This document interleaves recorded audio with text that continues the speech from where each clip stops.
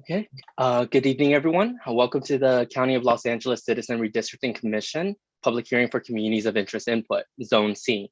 Today is July 20th, 2021, and the time is 7:03 p.m. We will now call the public hearing to order. As a reminder to the public, this public hearing is being recorded and live streamed to youtube.com/LA County Redistricting. The link to the recording will also be posted and accessible through the Los Angeles County Redistricting website. If at any time any members of the public has any technical difficulties, please message me, Tyler, and we can work towards fixing the issue. As a reminder for members of the public interested in making a public comment, you may submit your name and information to the Google form available in the chat and on the CRC website. You will be asked on the form to describe your communities of interest. When you are called to make your public comment, you will be prompted to unmute your mic so you can speak, and you may turn on your video if you are comfortable. If you are participating via phone, press *9 to raise your hand. Once called upon, press *6 to unmute and speak. Each person will have one opportunity to speak for 2 minutes. The co-chairs reserve the right to limit public comments to 1 minute per person or extend it to 3 minutes per person, depending on how many would like to speak. When you begin making your comment, please share your name and any affiliation you may have. If you do not wish to speak but would still like to submit a public comment, you may do so by going to the same Google form. Again, you will find the link to the Google form in the chat or on the CRC website. For members of the public who would like to make a public comment on communities of interest and not a resident of Zone C, you may submit your name and affiliated organization in the Q&A. Your name will be called to make a public comment after members of the public who filled in the communities of interest form for Zone C. In defining communities of interest, this can include, but is not limited to, the economic and social interests that bind your community together. Why your community should be kept together for fair and effective representation, where your community is located, and what nearby areas you would like your areas to be grouped with or not. I will now take the roll. As a reminder, commissioner names will be called in a rotating alphabetical order by last name. Commissioners, please be prepared to unmute your mic and respond when your name is called. Commissioner John Vento.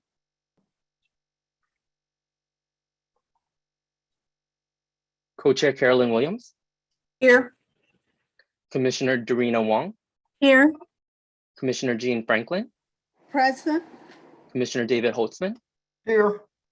Commissioner Mary Kenny. Here. Co-Chair Daniel Maeda, excused. Commissioner Mark Mendoza, excused. Commissioner Apolonio Morales. Here. Commissioner Nelson Obregon. Yes, here. Commissioner Priscilla Orpanella Segura. Here. Commissioner Hylas Soto. Present. Commissioner Saida Soto. Present.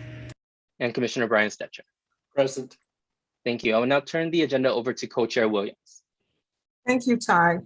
Now we will look at approval of the agenda. There are no changes to the agenda, so the agenda is approved. The next action item is presentation to the public regarding the redistricting process. My co-presenter tonight for this overview is Commissioner Hylas Soto. So I'd like to thank Commissioner Soto for participating in the presentation. We think it's important for us to provide this overview of the redistricting process as we start to discuss the process, and also tonight when we are getting comments from the public.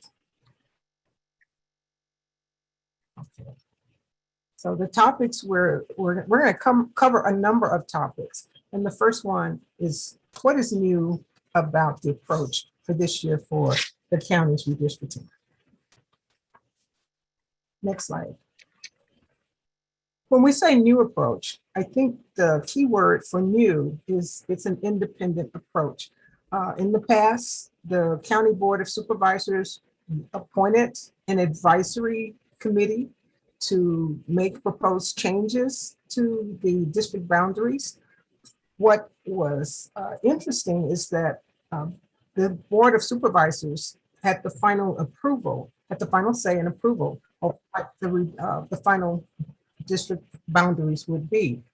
This year, based on a state law, the Citizens Redistricting Committee was created for LA County. It's 14 members. Where are my headphones? It's 14 members. We are representative of the county's diversity, and the key word is independent. And what that means is the supervisors have no input into the process. As an independent board, we were selected to draw the lines based upon input from the public. And this process is, we're moving ahead. We're happy to do it. And again, we represent the county's diversity, 14 members strong. Next slide, please. One of the things that was important for us as a group of independent citizens was to create some values that we would use to govern ourselves. It was not an easy process, I have to say. It took place over several meetings, but we identified these as the important values that we would use as we move forward in drawing the lines for LA County. The 5 values are accountability, transparency, objectivity, integrity, and inclusion and equity. There's more information on the values and other things about the commission itself on our website. We will be giving that website address later in the presentation. Next slide, please. Let's look at what makes LA County unique. Redistricting is actually a process where every 10 years after the US Census is completed, redistricting is a process that takes place basically to rebalance populations. It occurs not just at the LA County level, it occurs at the state level, where they're drawing congressional districts, the state, Senate, and Assembly. It occurs at cities for LA County, for LA City and other cities, as well as at the local level, such things, school districts. LA Unified is also doing redistricting. But part of what's really key is that when we're rebalancing the population over 10 years since the last census, we want to make sure that each district has the same number of people. And the census counts the people who are in the United States. It doesn't matter what your status is. We want to know the number of people. And when we're looking at the population, we're looking at the number of people in each district, making sure they are reasonably equal. We also want to make sure that as we start to draw the lines, the districts are designed in a way that the elected representative or supervisor understands the local issues and is also responsive to those issues. That's where we're looking at enabling your vote to count and for you to have a vote for your choice of a supervisor. Next slide, please. The County Board of Supervisors, I mentioned, is intended to be responsive, to know the needs of its residents and be responsive. The county has one of the largest budgets in the country. In fact, the county budget is larger than half the states in the United States. So there's a lot of power. It has the responsibility to not only look at services, but also create policies that will improve the lives of the public in LA County. Some of the services include protective services such as the fire department, there are county fire departments, there's sheriff departments. The county acts in some ways where there are unincorporated areas. It has some of the same responsibilities as elected mayors. It also contracts with cities who decide that for such things as fire and the sheriff, they would contract with the County of Los Angeles for those types of services. We're talking about public health, social services, medical centers, and other services that LA County is responsible for. Next slide. We know LA County is complex. It is the largest county in the country, 10 million people. There are only 9 states that have a larger population than LA County itself. It's a quarter of the population of California. It is the 3rd largest metropolitan economy in the world. There are 88 cities, over 100 unincorporated areas.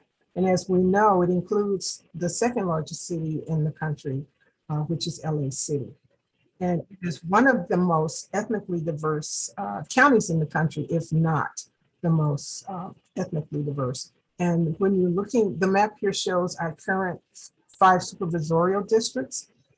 While they, like, District 5 looks like it's awfully large. Geographically, it is large. But if you look at 5 compared to 2, they each county itself has the same number of citizens, same number of people, and that's 2 million people each. So if you look at District 1, it's more dense than 5. And if you're looking at this map, the white areas are incorporated cities, and the pink areas or reddish pink areas are unincorporated areas. So you see there are many large areas in the county that relies on the county supervisors for services. Next slide, please. As I said, there are 5 districts. That's not changing as we start to look at redistricting. There will remain 5 districts. 10 million people. As I said, we want to rebalance, make sure that each district is relatively equal in size. That's 2 million people per supervisorial district. As I said, supervisors are responsible for living in their districts during their term of office. They're also responsible for being able to respond to the needs of the residents in that area. We are not changing the number of districts. We created zones as a way for us to get input from the public. If we make any changes to the number of districts in LA County, would require voter approval. So once again, these are our current supervisory districts. Next slide. So let's continue with the overview. There are, when we start to look at how do we draw the lines and where do we draw the lines, there are 5 key criteria that we must abide by. And these are the criteria in order of priority. The first one, I've already mentioned, have to be reasonably equal in total resident population to other districts. Each district, there are small deviations that are allowed, but basically we're looking at 2 million people per district.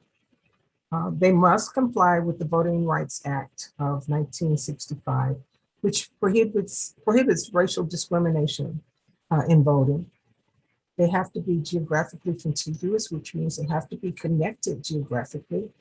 And one of the important pieces as we look at this is when we talk about maintaining the geographic integrity of such things as cities, local neighborhoods, and communities of interest, we're looking at finding ways to keep them together as much as possible if they're geographically connected in one district.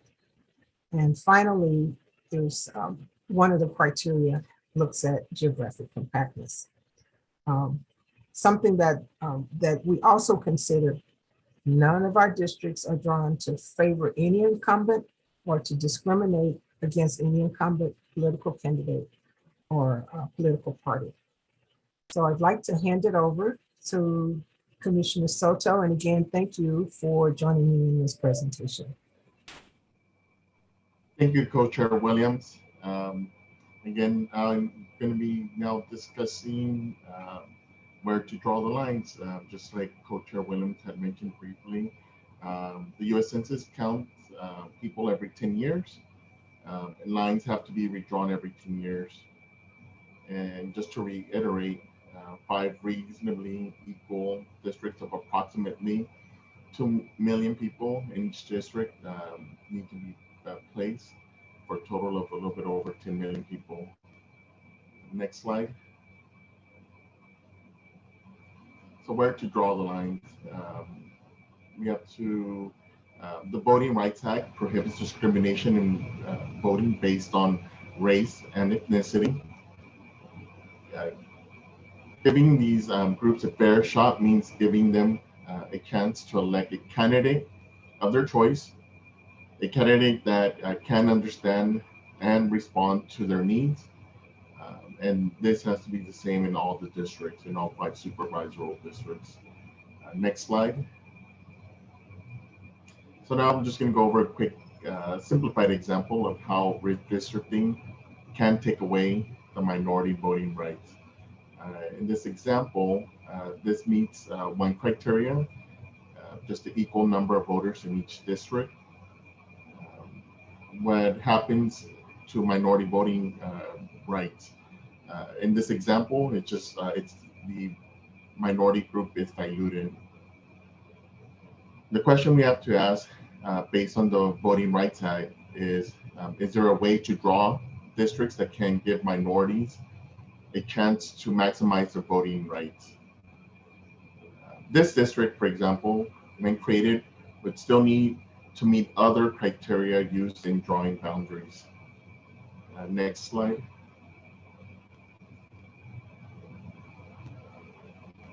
The Voting Rights Act may require drawing a majority minority district if a minority group is geographically compact, politically cohesive, and large enough to be a majority within a district. This example shows how we can draw a district that allows communities of color to elect a candidate of their choice.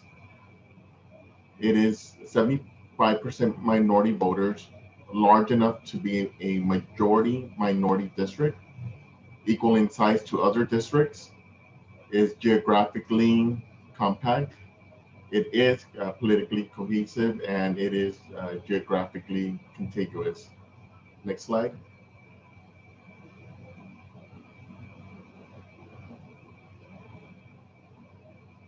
So the key point is just that all districts of the district must be geographically connected. Next slide.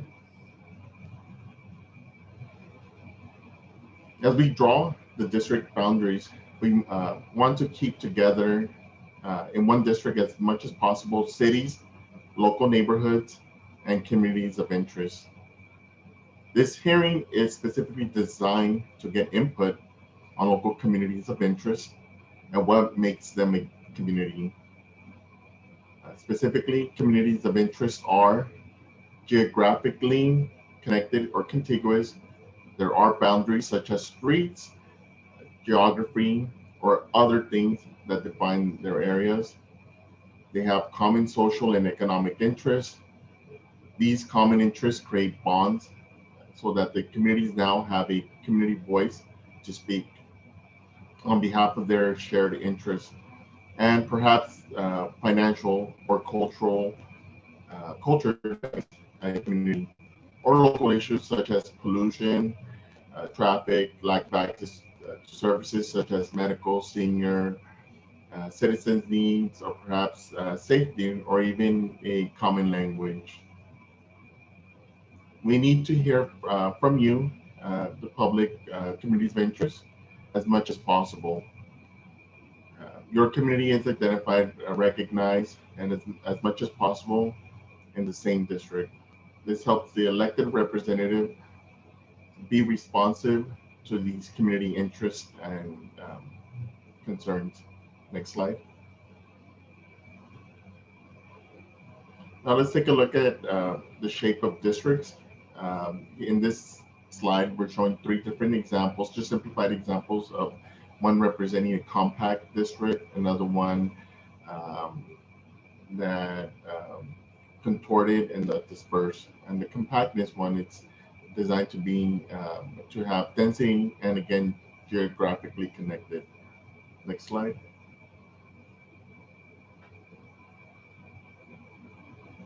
The lines drawn here do not favor any particular party, just so that we're clear. So in this example, we have 3 different examples of precincts, just showing 2 different groups, one being shown in yellow and green.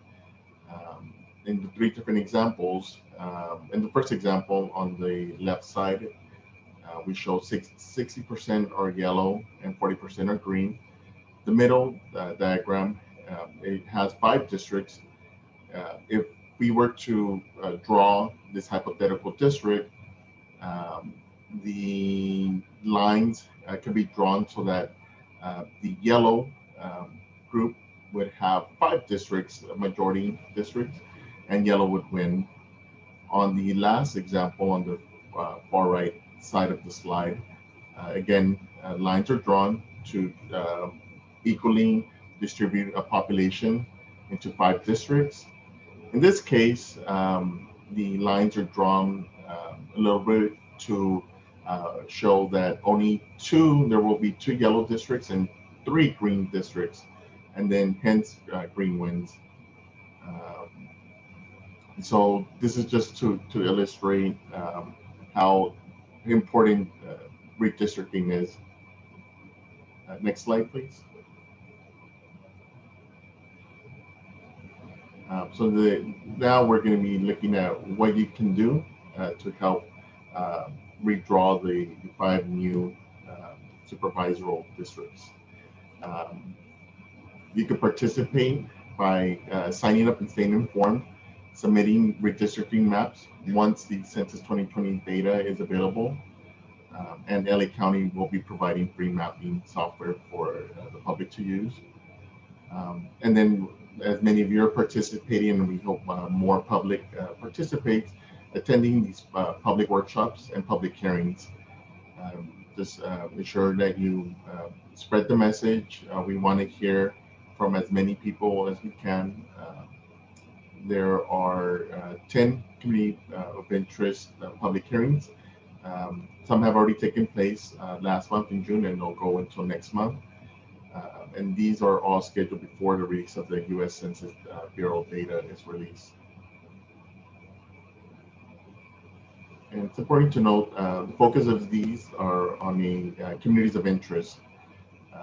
The 10 zones that were shown here on this map were created, do not represent any new district. They were just created to have 10 public hearings throughout the county. Those zones are a collection of zip codes only as a way to organize hearings, and the public can attend any of them, and you can attend as many as you want as well. So everyone's welcome to speak. Next slide. We also do have toolkits available on the redistricting website at redistricting.lacounty.gov that contain flyers, fact sheets, presentations. You could also follow LA County Redistricting at Redistricting LA County on Facebook, and on Twitter with the handle Draw LA County. And these toolkits, were developed with the 12 threshold languages, the most commonly spoken languages in LA County, including Armenian, Chinese, Cambodian, Farsi, Korean, Spanish, Tagalog, Vietnamese, Hindi, Japanese, Thai, and Russian. Next slide. And again, I'd like to thank Co-Chair Williams for starting the presentation, as well as our fellow commissioners present. We've all been engaged and active since December and also in early January. So it's already been a 7 to 8 month process, but we're committed to see this through. Next slide. And again, just to reiterate, sign up and stay informed on the hyperlink is shown on the PowerPoint slide. You could attend virtually via Zoom. If you do not have access to Zoom but would like to participate, you can call in as well. All of our meetings, agendas, PowerPoints, all documents are available online. You could also view these meetings on our YouTube channel.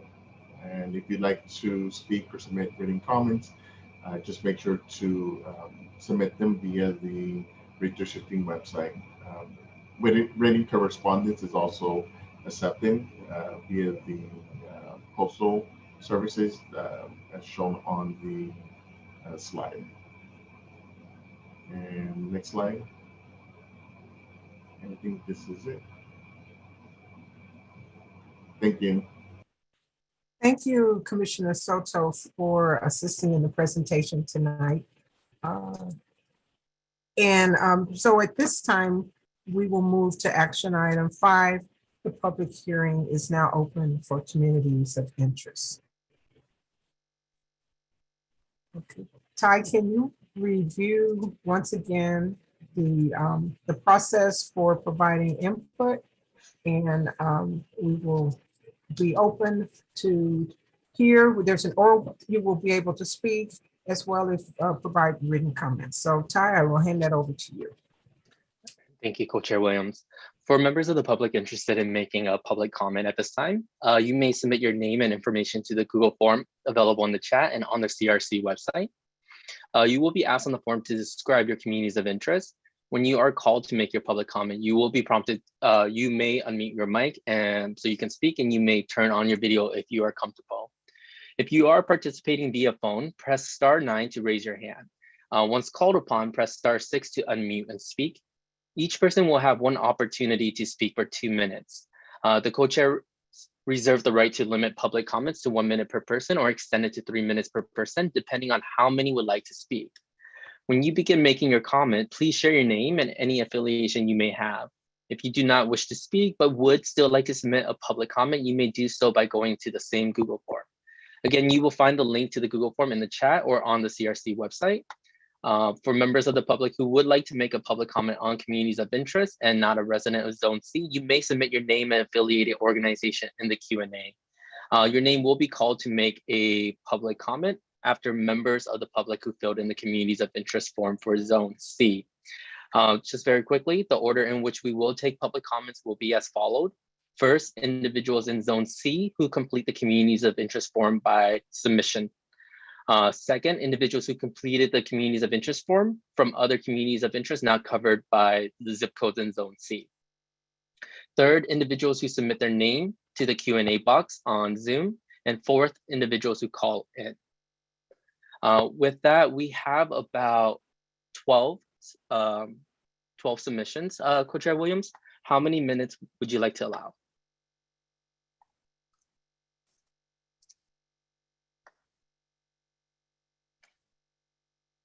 Co-Chair Williams, I believe you're muted or frozen. One of the two. Can we will 3 minutes, 3 minutes Ty, for each participant. Great, thank you. So the first one is Cherry Blows. I do also want to remind members of the public to please change their Zoom name to reflect the submission that they submitted to the communities of interest form. The first, we have Cherry Blows, who currently is not in the Zoom room. So we're going to move to Bob Anderson. Bob, momentarily, you'll be able to unmute yourself and you may share your video if you are comfortable. Once you begin speaking, you will have 3 minutes to make your public comment.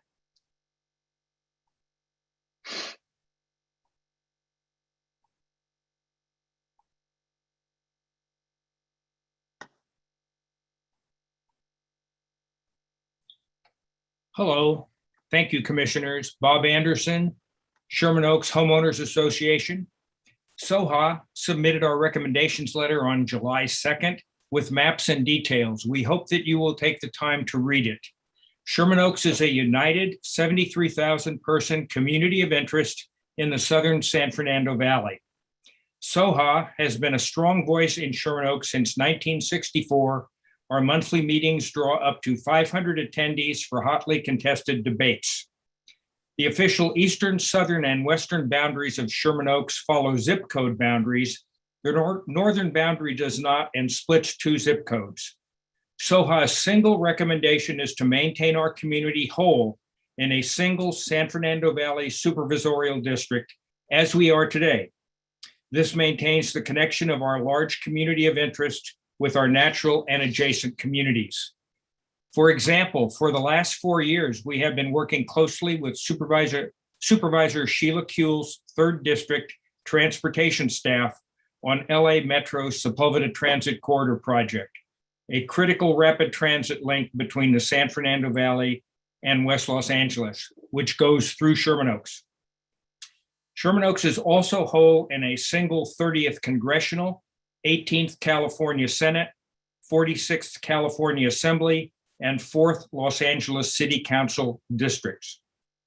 2 small areas of Sherman Oaks have not been consistently included whole with our community of interest. The first is called Pozo, part of Sherman Oaks, which was officially added to Sherman Oaks by City Council action in July 2009. The second area is the sliver west of the 405 freeway.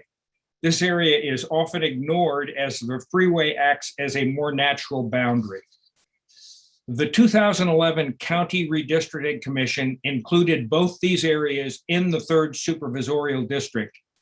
These areas should remain whole with Sherman Oaks in 2021 redistricting. Thank you very much for all you're doing on the Redistricting Commission.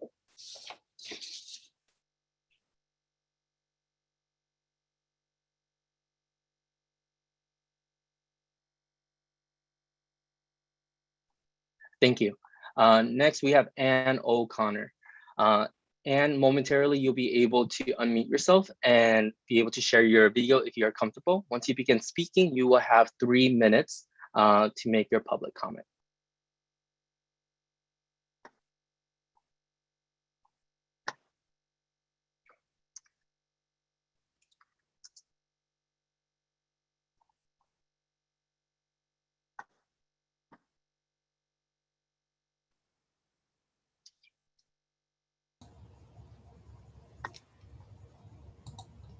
Can you hear me now?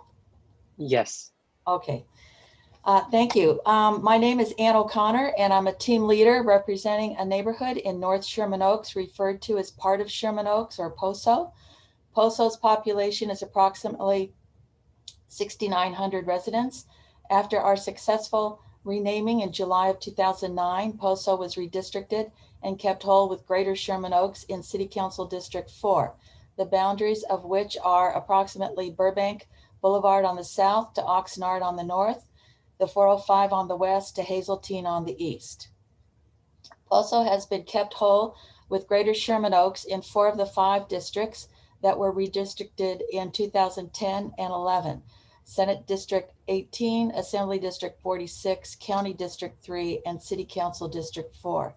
Therefore, we request to continue to be kept whole with Greater Sherman Oaks in these 4 districts.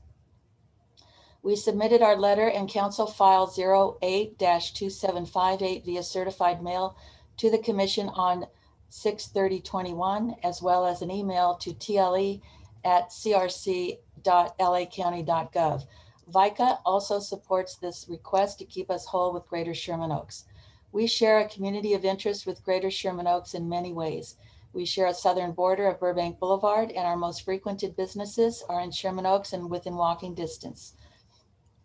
Our children attend the same public schools as residents from south of Burbank and use the same Sherman Oaks Library and Sherman Oaks Hospital. Sherman Oaks Park is our beautiful park for exercise, swimming, sport teams, as well as movies in the park, and our senior center is also located in the park.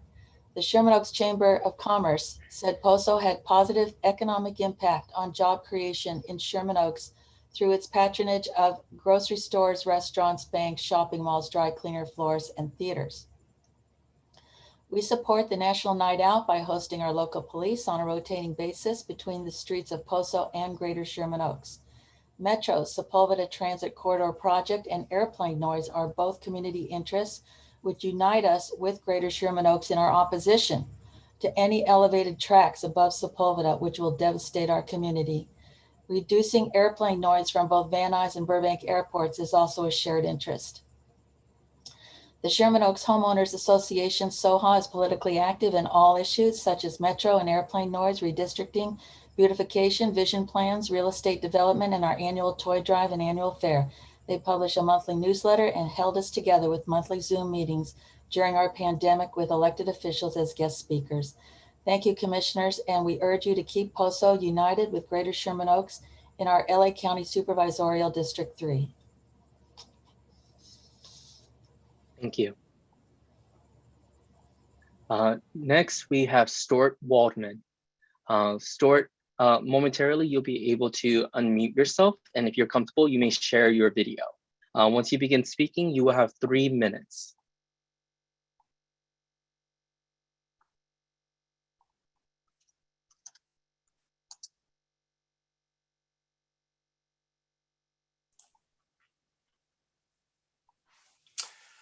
Thank you. Commissioners, my name is Stuart Waldman. I am president of the Valley Industry and Commerce Association, representing the entire San Fernando Valley. I am also representing the San Fernando Valley Redistricting Commission. I'm here today to talk about this map in the San Fernando Valley. The San Fernando Valley, in the entire history of Los Angeles County, has only had one representative who actually lived in this area, and that was in Glendale, which is at the corner, the edge of the district, the edge of the valley. The San Fernando Valley is a geographical area roughly bounded by the Santa Susana Mountains to the north and west, Mulholland Drive to the south, and the San Gabriel Mountains to the east. It lies wholly within Los Angeles County. We support the creation of districts that maximize our connection with the legislators. Our community is best served by a redistricting that would create a district that is wholly contained within the San Fernando Valley. Currently, the San Fernando Valley is cut into 2 districts, and neither district is there a majority of Valley residents in this.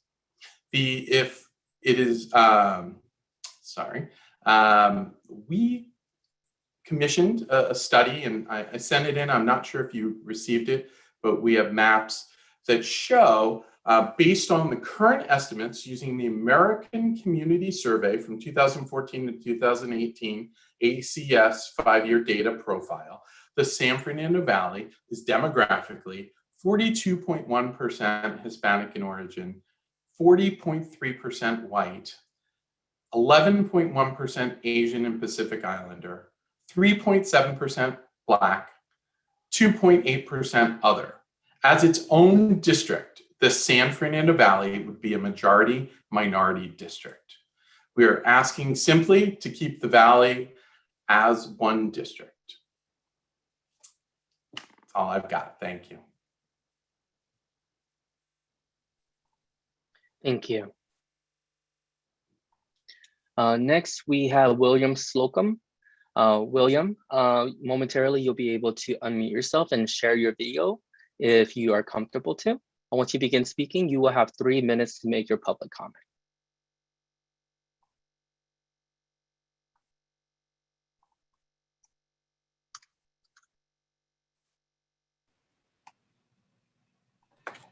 Honorable co-chairs and members of the commission, as president of the Cagle Canyon Civic Association, residents of the San Fernando Valley, I would like to go on the record requesting that the Redistricting Commission keep Cagle Canyon and other communities of the North San Fernando Valley together in the 5th Supervisorial District. This region is a community of interest, and our communities are woven together by overlapping county service needs, as well as sharing social and economic interests. The cities and the communities of our region have partnered in advocating for much needed public transit, infrastructure, and health initiatives. Most county programs we access and are not specific to one community. It is in the best interest of this community that we be able to advocate as one voice and work with only one supervisor. I thank you for taking the time to hear the concerns from our community and hope you will continue to engage our community groups and local elected representatives as you proceed in making these critical decisions. Thank you so much. Okay, Commissioner Stetcher, you have your hand up. Yes, thank you. I wanted to ask Mr. Slocum if he could name some of the communities that he's referring to, and ways that we would recognize more easily? Sunland and Tahunga and Lakeview Terrace and Chippewa. And we're not far actually from Santa Clarita as well. But we are in the unincorporated part of Los Angeles County, just north of the city. Thank you. Thank you. Next, we have Isam Najm. Isam, momentarily, you'll be able to unmute yourself. And if you're comfortable, you may share your video. Once you begin speaking, you will have 3 minutes to make your public comment.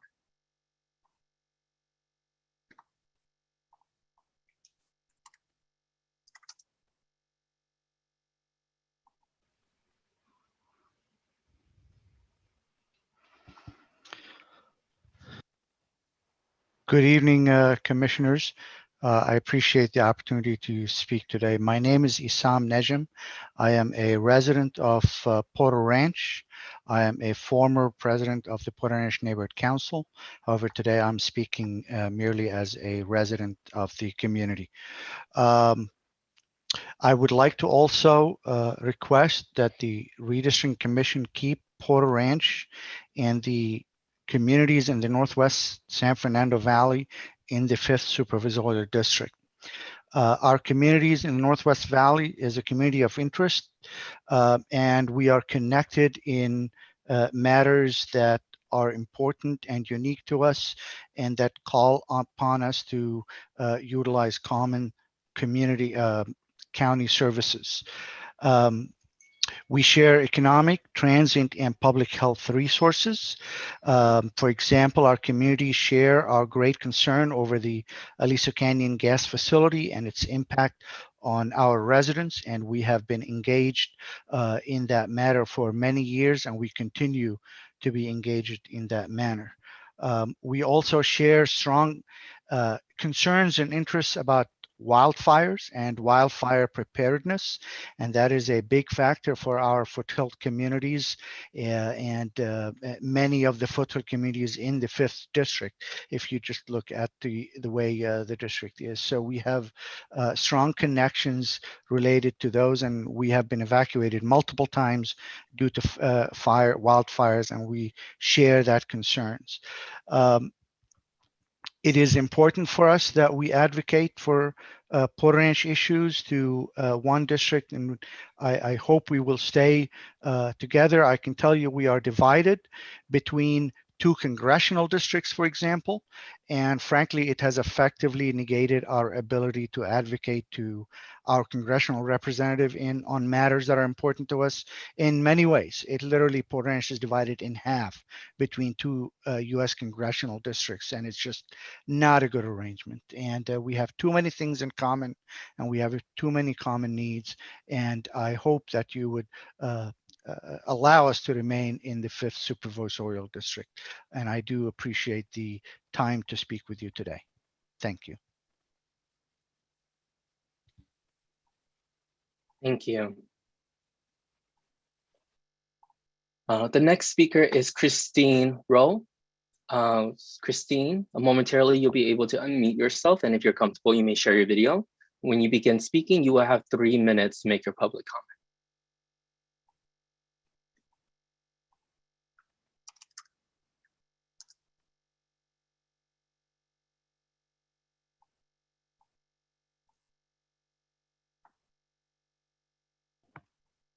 Hello, my name is Chris Rowe, and I wasn't expecting to be on screen today. Yes, I do live in West Hills. I'm a 43-year resident of West Hills. And if you could back the screen out a little bit larger or smaller, I would like to see the whole of the West San Fernando Valley, the whole valley. And I would like to say that, so in West Hills, we are up against the boundary of LA County to the west in the Simi Hills. I see the valley. I want to, by the way, I want to support the statements in general of Stuart Waldman of VICA, I believe that the valley should be whole. And so I see the Simi Hills as the boundary. It should be the top of the Simi Hills and the Santa Monica Mountains to the south, maybe along Mulholland Drive. And I've submitted maps to you that unfortunately I just got them in today before 5, so you'll have them. But I really believe that we need to be contiguous, compact communities of interest. And so I submitted, Congressman Sherman had a map of the valley that goes to Calabasas, and it's what he says the United States Census says is the San Fernando Valley. So I wanted that map to be what it is, inclusive. West Hills is adjacent to Woodland Hills to the south, Chatsworth to the north, and Canoga Park to the east. But again, I want to mention the boundary line that you see there. We've got Hidden Hills in there that's not shown, that's just above Calabasas. And if there were not 2 million people in there, we have the 101 freeway. If you notice I'm trying to point, but the point is, I can't really point, there's no pointer, but if you notice that Agora Hills is also there, we share the mountains there, the Simi Hills that would be there if this was a Google Earth map. And so that's why if there were not 2 million people within the map that I submitted to you for the full valley, I would add Agora Hills to what is Calabasas is shown on that map that I submitted.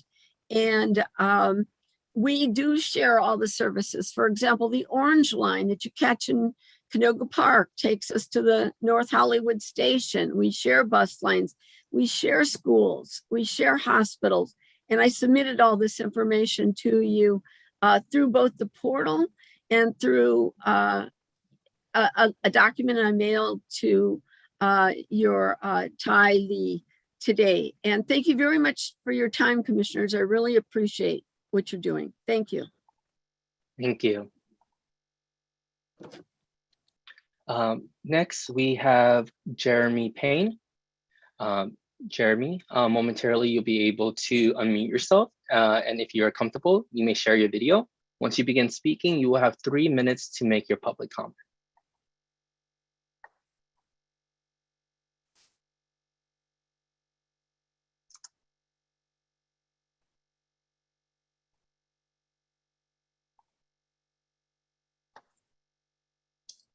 Hi, there we go. Hi, commissioners. My name is Jeremy Payne. I'm a Los Angeles resident and former resident of North Hollywood for over 9 years. I'm calling from Equality California, the state's largest LGBTQ+ civil rights organization, with over 16,000 members in Los Angeles County Zone C and hundreds of thousands of members across California. Thanks for taking the time to hear about the local LGBTQ+ community of interest in Zone C. As you may know, redistricting impacts policy goals that are specific to our LGBTQ+ community struggle for equality, and that can and will be impacted by fair redistricting. That is why Equality California is engaging in the redistricting process locally and across the state to ensure fair representation for the LGBTQ+ community. I'm calling this Zone C because we identified a very significant geographically specific LGBTQ+ community of interest in Zone C. And I wanted to bring it to your attention because it's not traditionally thought of as an LGBTQ+ community. And that's specifically the neighborhoods of North Hollywood, Valley Glen, Valley Village, Studio City, and Toluca Lake. All of these neighborhoods in this region have all served as major building blocks of the local LGBTQ+ communities in Los Angeles. And there is a history of voting cohesively among this community of interest to elect candidates of choice, both members of the LGBTQ+ community and officials who have been consistently responsive to the LGBTQ+ community's needs. For a geographic context of the North Hollywood, Studio City, Valley Village, Valley Glen, and Toluca Lake area, that specific region in the LGBTQ+ community of interest has historically been represented by the 18th Senate districts, the 46 Assembly districts, and 2 congressional districts, the 29th and the 30th. The representatives of these districts were elected by the LGBTQ+ community of interest in this region. and that same LGBTQ plus community of interest elected the first openly LGBTQ plus member of the Los Angeles County Board of Supervisors. This is all just to show the cohesive voting patterns while also paving the way for LGBTQ plus representation in LA County. Quality California is currently developing a data set and maps that we'll be able to submit with over 830,000 data points and growing as we can use this as a guide for our work to understand where our LGBTQ plus community strengths lie across the state, including Zone C here today. And we know at this time that our LGBTQ plus data set will demonstrate the strength of our community in these neighborhoods. And you can expect that several members of our community will be participating in the process as we get this data set out and available for the public. Thank you so much for taking the time to hear from me today, and look forward to having future conversations about our LGBTQ plus community in Los Angeles County. Thank you so much and have a great night. Thank you. Next, we have Carmen Marie Taylor. Carmen, momentarily, you'll be able to unmute yourself and you may share your video if you are comfortable. Once you begin speaking, you will have 3 minutes to make your public comment.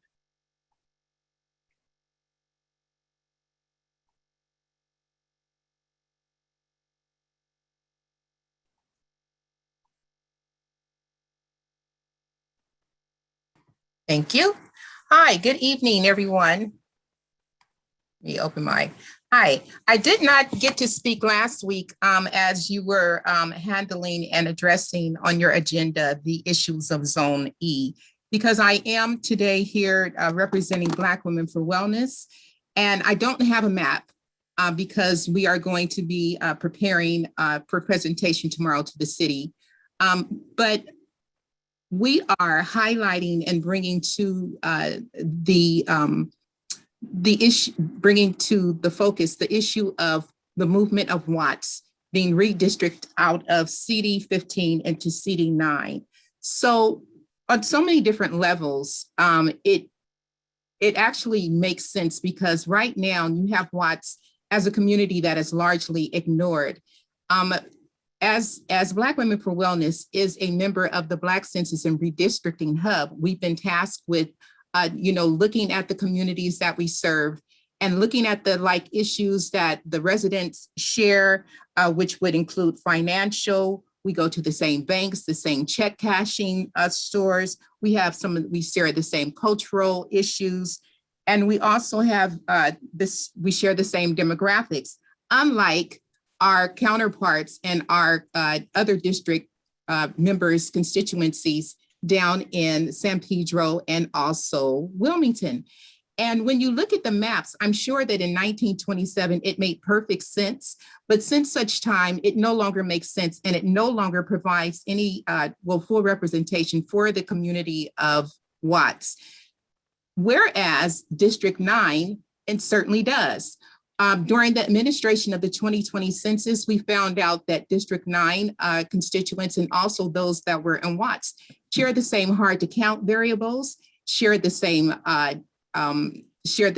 trusted messengers, share the same issues of hesitancy with completing the questionnaire. And so we have found like interests in those two communities, and this is why we chose that issue.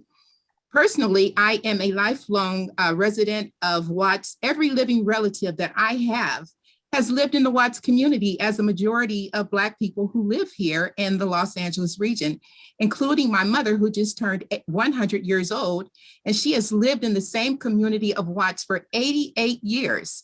And so I find that, so many people share the same interests, and for that reason, we are supporting and getting behind and highlighting. And this issue is really picking up a lot of steam. Since we were with you last week, we have had 2 listening sessions, and before the 30th of this month, we will have 4 additional listening sessions where the community is invited to weigh in. I thank you for allowing me to speak, even though I was outside of my zone, and I hope that you do consider the issue. Thank you. Commissioner Soto, you have your hand up. Ms. Taylor, if you're still with us, can you just point us quickly to CD9 and what cities or communities are within that? So CD9 actually picks up right at the very north of Watts. So here we are right here at Watts. And so CD9 picks up around Manchester. I'm not sure where Manchester is, but this is Watts right here. And CD9 is actually right in this area right here. Whereas the current district map, which is Watts right here, takes us 15 miles south of Watts and then engages both Wilmington, San Pedro, and the Los Angeles Harbor. So going, and also Watts is only 2.1 square miles and with a population of less than 35,000. Whereas CD15 is actually the second largest council district in the city, which means that for the small amount of territory and also population, if we were to be extracted out of the 15th district, it would not throw us, too far in the left as far as the same number and consistency of populations within the districts, which is what I know from the county supervisors, which is what we strive for, to make sure that there's equal representation and like amount of population counts.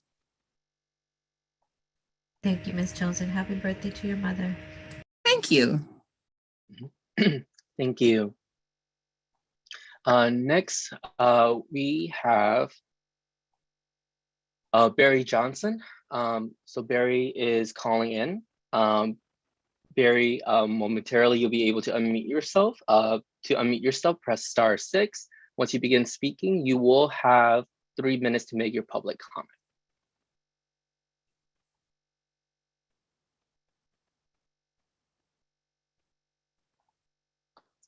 Hi, my name is Barry Johnson. I'm a 15-year participant with both the Studio City Neighborhood Council and the Studio City Residents Association. I think the Valley has been a stepchild for both the county and the city for far too long. We need to utilize natural boundaries, which include the rim of the Valley Trail, which encircles the entire Valley. I believe the Valley has finally come of age and believe it should be its own district. I think we can find 2 million people. I think unlike the Valley of the 50s, 60s, and 70s, the Valley has also become diverse and does not need to bleed over the hill to the city in order to be diverse.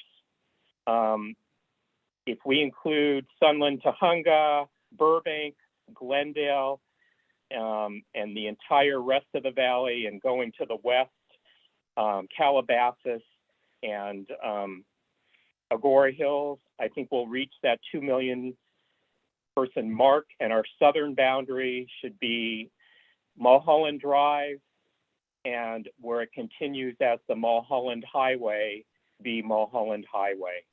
The time has come for the Valley to be its own district.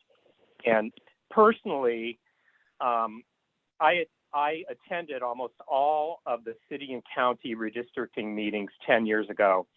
I was optimistic when we were put into District 3, but over the last 10 years, I've been disappointed. We've been the stepchild again, and we need a supervisor from the Valley who lives in the Valley once and for all. Our time has come.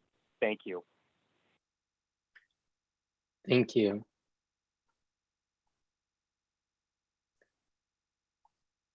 Next, we have Kip Drabeck. Kip, momentarily you'll be able to unmute yourself, and if you're comfortable, you may share your video. Once you begin speaking, you will have 3 minutes to make your public comment.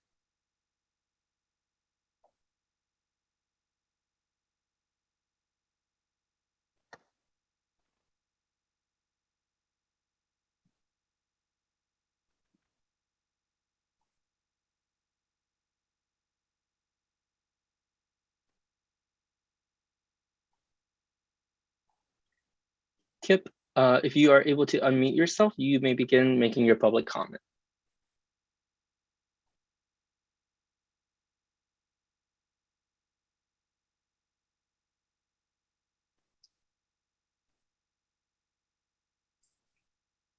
Kip, there's a little ... in your upper right-hand corner of your screen. If you can click that, that should allow you to unmute yourself. I believe Kip is unmuted. Yes. Can you hear me now? Yes, I'm sorry about that. I had switched screens. My name is Kip Drabeck. I'm president of the Chatsworth Lake Manor Rural Town Council, Citizens Committee Rural Town. We happen to be in the 5th district, although we are considered part of the valley. And I would submit to you all that my argument is, if you think the valley is a stepchild, the unincorporated sections of the valley are the stepchildren of the stepchild. So we have recently formed our town council in the last 6 years. The reason is that we are what we would call multi-district areas. We're right next to Ventura County. We're almost part of LA City, but we are unincorporated. Therefore, we are highly unrepresented, and we have been ignored by large part through most of the history of this area. It's very rural. It is not like the rest of the valley, and it has issues that aren't really in common with a great deal of the issues that our colleagues in the valley deal with. The 5th district has has a lot of unincorporated area by, if you look at just square miles of area. So they are more attuned to unincorporated areas. And this goes back to Supervisor Antonovich, who's the one who encouraged formations of rural town councils and through the county's support. And this is important because we have no other representation than the county. We don't have the city. The state is diluted. The county is diluted as well, but they are our champions. And when you have the weight of the Los Angeles County behind you, the largest, most populous county in the country, it makes a huge difference. So we've accomplished a lot of things in our community because of that. So I would submit to you that we don't want to be part of the Valley District. We want to stay in the 5th district. We feel the 5th district has represented us well and will continue to do so. So I would like that to be considered when the redistricting issues are adjudicated here. Thank you very much. Appreciate your time. Thank you. So I believe that is all the submitted as well as raised hands. So we currently have no other members of the public in queue. Co-Chair Williams, how would you like to proceed? Well, I'd like to, I was looking in Q&A, so no raised hands at this time. I'm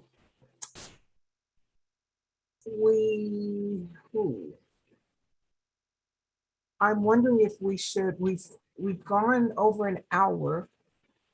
And that includes everyone. I guess I'm trying to think if we should see if there are others who might be wanting to speak. Ty Lee, there's a Brandon Marino. Did that individual change their mind to speak? The individual posed a question but never indicated that they would like to speak, and they're currently no longer in the Zoom room. Okay. We have several options. We could continue to provide some additional time if there are others who might be interested, or we could join the meeting or take a quick break. Gator, let me ask you. Okay, Commissioner Stetcher, I see your hand. I was just going to suggest we take a 5-minute personal break and see if we have any more people who come in and want to comment. Okay. So we'll take a break and see if there are others who may be interested in making a comment? And if not, we will move to adjourn. 5 minutes. Thank you, Commissioner Stetcher.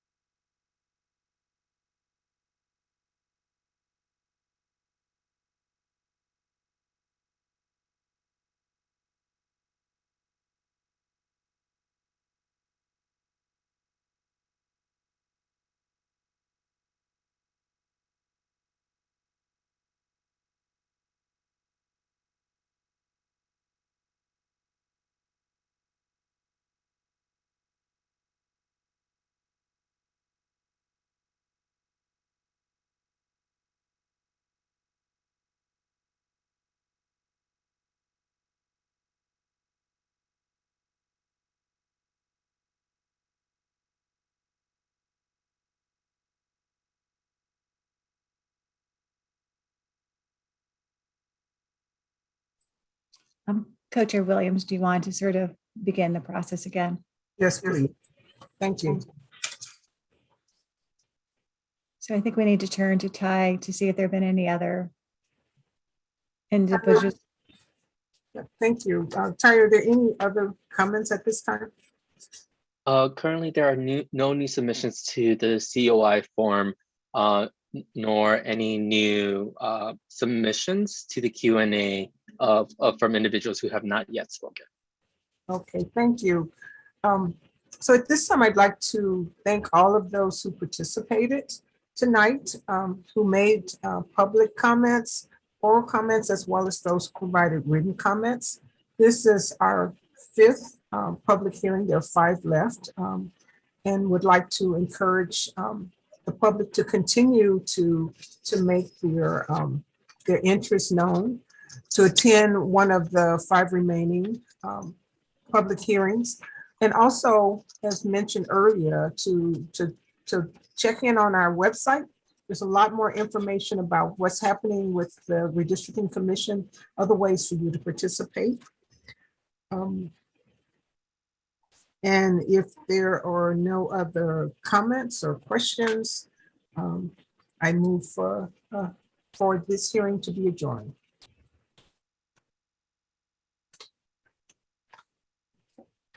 Thank you, commissioners, and thanks to public. Co-Chair, Yes. Co-Chair Williams, there are some questions that maybe we can take some time to answer in the Q&A. Okay. And so Ty, maybe you can read those. I think there's maybe 2.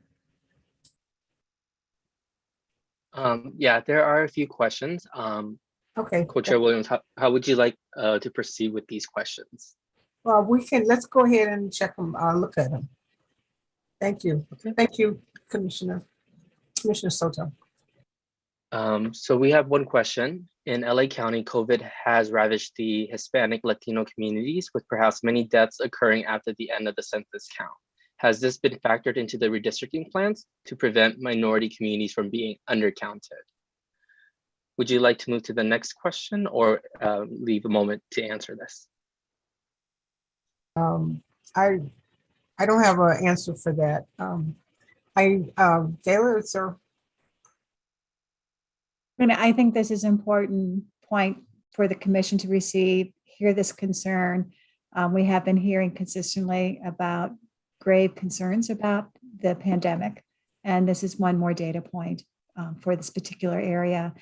We see that another individual who's attending has pointed out that this comment came from a Brandon Marina who lives in Studio City, just to give a context. Okay.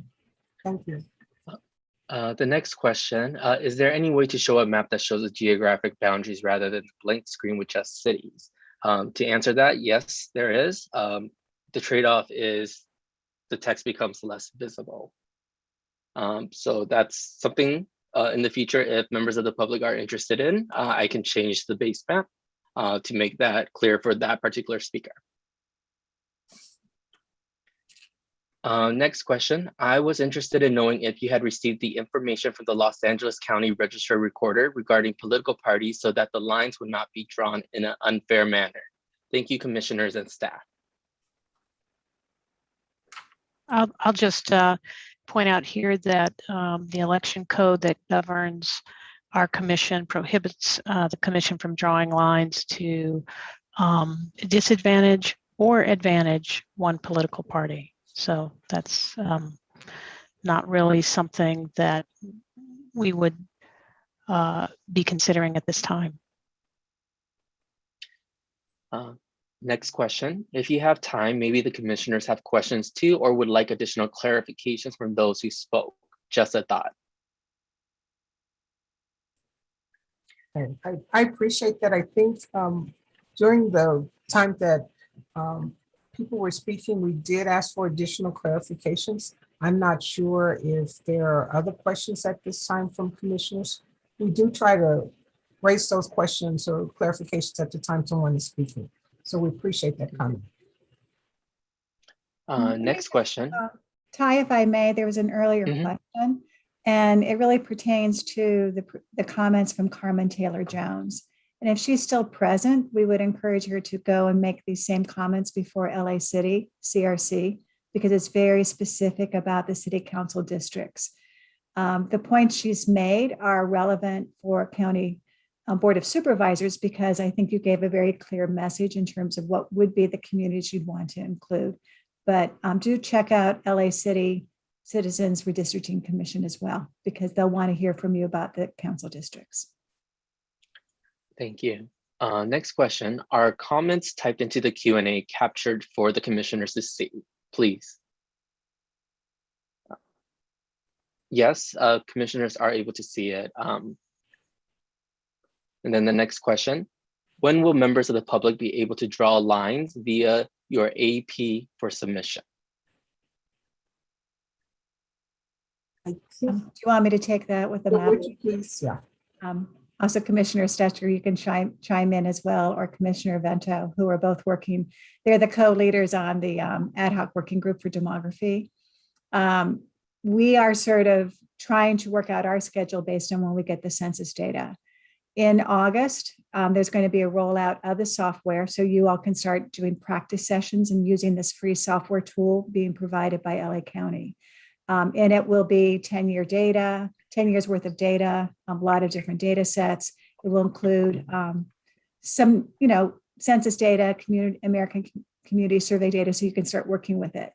We are anticipating we'll get the preliminary data set of the 2020 census data by the end of August, at which point you can begin to draw some maps to really begin to have some preliminary ideas of how you might group the populations. The voters of California voted a resolution that this 2020 census data would have to be readjusted for incarcerated populations. We do not anticipate getting that readjusted database until around September 23rd. And it's from that point on, the maps that you submit will become much more official. That is the official database that the commissioners are going to have to use to draw the lines.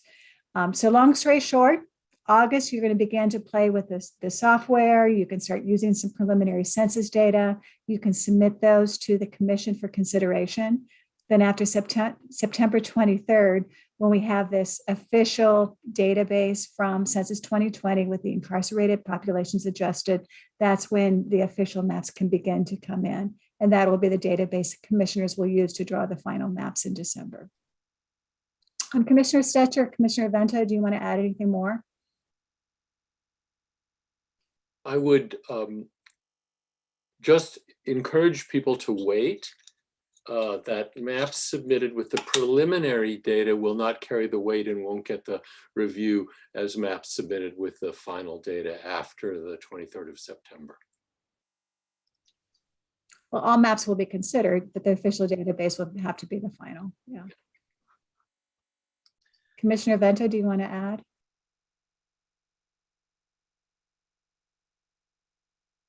I think we have Commissioner Wong's hand raised. Commissioner Wong, and we have Commissioner. Oh, yeah, so it was actually not about this. I was going back to just to clarify something about the question around preserving the comments in the Q&A or even in the chat. And Ty had said that that all the commissioners can see it, and it's true. During the meetings, all the commissioners can see it. I'm hoping that it also means that it gets part of the meeting record as well, the comments in the Q&A, but I wasn't sure of that, so I wanted to ask. Ty, do you want to address that because it's a Zoom issue? Of course. So the Q&A can the questions or comments submitted through the Q&A can be accessed, and that can be included in future documents as well. But as we are reading the questions from the Q&A, it also will be available in the recording. Commissioner Holtzman, you have your hand up. Yes, I just wanted to make sure people know that they don't need to wait for the official census data to submit maps of their communities of interest, because the boundaries of your communities of interest will unlikely change, or will not likely change between now and the time the census data are released. we should be applying the census data to your maps to understand how many people, what demographics, et cetera, are in your communities of interest. But we want to know what your communities of interest look like graphically, if possible. So please submit those maps as soon as you have software that lets you do that. And frankly, we'll take hand-drawn maps where you just mark them up. You can submit those as well. And I think there were several people who mentioned they had already submitted some maps too. So we appreciate that. The next question we have in the Q&A, when will the final maps be decided? By law, this commission needs to develop the final maps December 15th. That's by Senate bill. So that is our timeline right now. And if they don't, it goes to the courts to decide. So the commissioners are very motivated to meet the deadline. We are motivated and committed. Yes. Okay. Those are all the questions in the Q&A. Okay, thank you, Ty, for reading those, and we appreciate the questions, and we'll make sure we will address those in our meetings. Anything else for the good of the order before we adjourn? Reminder about the next meeting being in the afternoon, right? Yes, it's a 2 o'clock meeting. Our next meeting on Wednesday, July 28th, will be at 2 p.m., not 7 p.m.